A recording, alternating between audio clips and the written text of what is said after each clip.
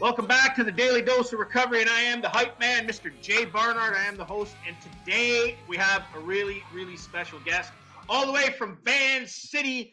We got Mr. Okay. YB Nakota, who is an Indigenous Sioux singer. We actually just met today. My Yes, man. gracious blessings to you for coming on the show. My gracious blessings to you for everything that you do. So, a little bit about Thank you. Thank yourself, you. a little bit about your recovery, a little bit about your tips, tricks, and solutions, and we're going to end it off with one of his prayer songs. So you're going to be able to hear some of his amazing. His voice is amazing. His songs are amazing. He is a really, really strong Indigenous male in the Indigenous world, and take a follow of him. So yeah, give her up, bro. All right. All right. Abo Astino, Dukinya on, Wahangsiye D in New Gebit. I just said, hello, good day. My name is Yellow Bear Nakota. Well, for me, I've been 2 years sober. I had a slip, but I got back on my road. And the way I got sober was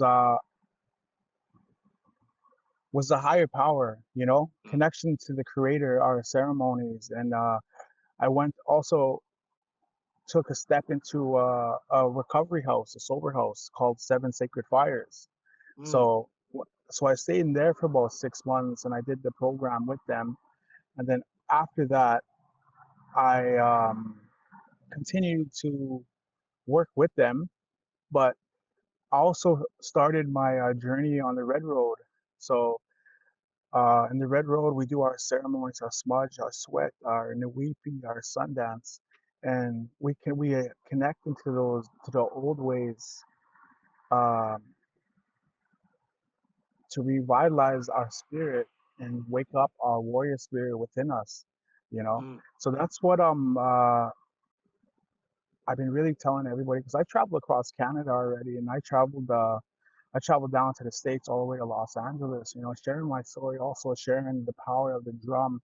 And everywhere we touched down, shared the drum. Could have been Vegas, it could have been Los Angeles and Six Nations. Anywhere we touched down was they felt the power and the energy and the frequency of the drum and what it holds and how it can pick somebody up, you know. And also, my life, like I battled addiction my whole life through alcoholism, and I suffered with intergenerational trauma, and they don't teach you that in school, growing up too, like they don't, we just all started learning about residential school, so we all have this compressed energy living in our body that was passed down from our moms and our grandmas and their grandpas, right? So it's all passed down genetics. And so I go teach this also to the youth, to the indigenous youth mostly. And I tell them about the addiction and like, if you take a drink of that bottle, you're going down that road because you have compressed energy living in your body. We call it intergenerational trauma, you know, and when you take a drink of it, you automatically love it. Do drugs, you automatically love it. Because it's hiding that pain inside that body that you don't know you have. So that's just one thing I kind of do, and that's what also keeps me sober is also ceremony, uh, giving myself up to the Creator, knowing there's that higher power, still having that connection with that higher power and that source, right? And So 100% land based. You do 100% land based when it comes to your recovery, smudging, sweating, all of that. Mother Earth, Phenomenal. Mother Earth, we say Inamakuche. That's Mother Earth, right? Inama and Makuche is the Earth.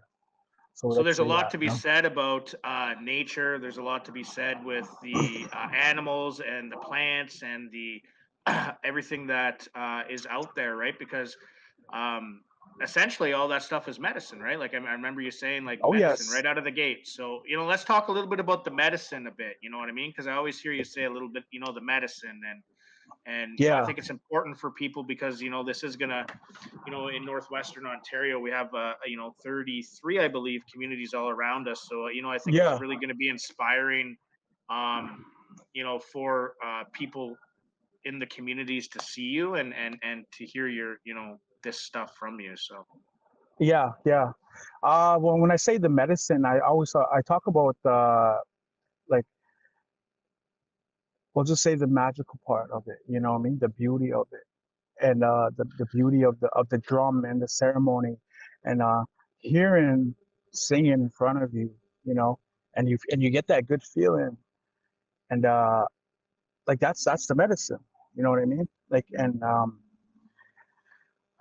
uh when did you find your voice? So when did you find your voice with singing? And obviously that, like, your music is obviously a huge part of the medicine for you, and a huge yes, part of your recovery, right? So on yeah. your music side of things, why don't you talk a little bit about when you found your music, why you found your music? Did you find your music before you got into recovery 2 years ago? Was it in recovery?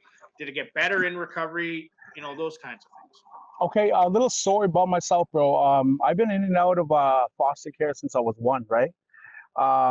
So in and out of foster care, and then when I got to a certain age, I went into group homes, and through group homes, um, I found the Aboriginal gangs, and uh, and I found a connection, a love, a mom, like that love we didn't get from our mom because of the trauma that they went through. You know, she didn't know how to be a mom because her mom didn't know how to be a mom. So, and I also learned that too. So, I love my mom and I love my grandma, and you know what, we're all just growing together now. But uh, through my time as a teenager, you know what I mean. I've been growing. I was like a gang member. I was an active gang member in Edmonton, and I was going in and out of jail, and then I landed myself into the institution for many years. And when I was in the institution, there was something called the Idle No More movement going on out here, and I was watching. They were playing it on the news all the time, and I was watching it on the news, and you know what I mean. And I'm on a unit full of gang members, and I'm watching this movement, and I'm just like, this is where I should be, man. Look at all these people, man. Look at all these people banging the drum and singing. I don't know what, like, how to go about that, but I was like, that's how I should be. That should be me. You know what I mean? I was like, I want to be there for like those cookums and those ladies out there on the front lines, and that's what that motivated me. It woke up my spirit. And then this elder came in to the unit to do smudging and singing, and he started singing these songs, and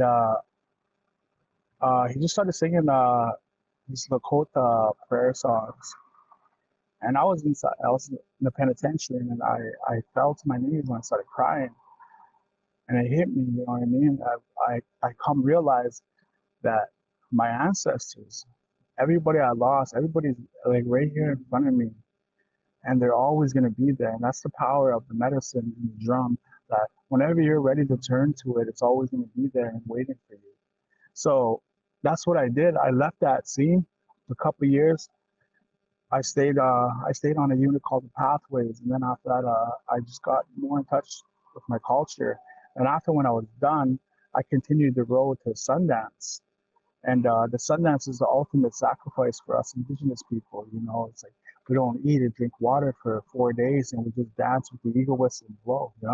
And just it's a beautiful ceremony. I'm going to be off to it next week, but uh, that that way of life brought me out to Vancouver because I had a vision. And ever since that, I've been out here. It's just been taking off for me. You know what I mean? Everywhere I go, like I'm just like going all across Canada to go sing and talk to these young people about gang prevention and uh, sharing all these Sundance songs that they never heard. I was in Ontario, way up north. We had to fly, a little 6-man plane to get up there, and they forbid me to bang the drum of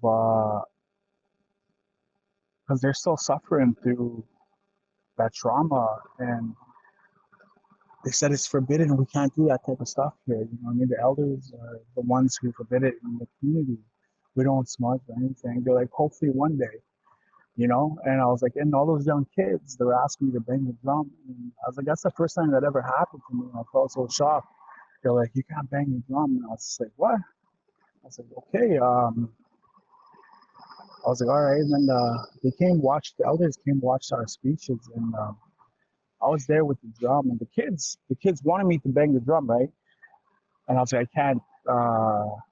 Yeah. I was like, you guys have YouTube? I was like, they're like, yeah. I was like, yeah, this is how, when I was giving autographs, like, this is how you can find that indigenous music. I was like, either way, you guys are going to find it. That's the beautiful thing about social media, right? Is that you've been able to reach so many amazing people with your amazing voice, and your amazing music and how you do things. I even see you have your kids involved with the drum, and I see your wife and all these beautiful things that you're doing, So with this new superpower that you have, recovery, what is one thing that you want to leave with the viewers that, they should take away from this, and you, and what they could possibly use in their recovery? Recovery is possible, right? And I like to get on with slips because everybody has them and they beat themselves up over it. And having a slip is just it's part of your healing journey. It's part of it because it's that test from the other side, but you got back up. That's what makes you stronger. It should never fall back down and stay in that darkness, stay in that low frequency. At least you pulled yourself back up and got strong, and knowing the problem, knowing the trigger, getting back up. That's the beauty of it, and kicking that alcohol and drugs and the ass. You know what I mean? Yeah. I'm Yellow Bear Nakota. You know what I mean? I'm for the people. This is not me. Yeah. And just keep taking it 24 hours. Taking it 24 hours, and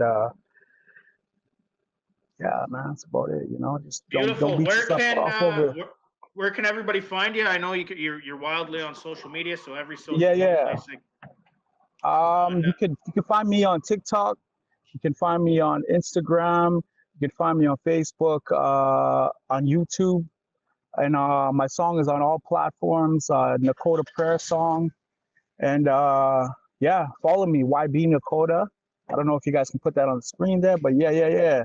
That'd be dope. Awesome. And we're going to close out with one of his songs. And I am the hype man and the host of the Daily Dose of Recovery. Check us out on www.empoweredtorecover.com for all our upcoming events. Next stops are Saskatoon, August 30th. Kenora, Ontario for the second recovery day on September 13th. Saskatoon. Thunder we'll be there. Bay, October 10th. Yes, and you will be in Saskatoon. And thanks a lot for coming, brother. We love you. Bye-bye. Yo, much love, man. Peace. Yeah.